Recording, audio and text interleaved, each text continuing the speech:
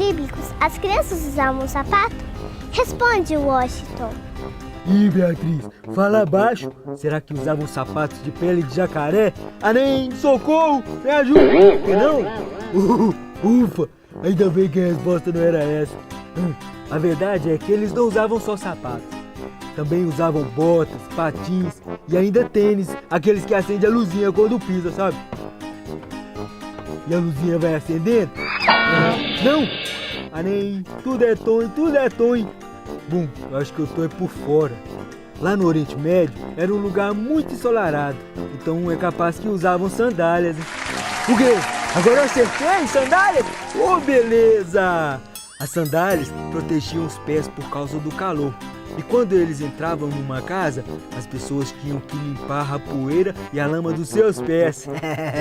Aí, desculpa a modéstia, mas eu sou um jacaré que sabe muito. É só você perguntar.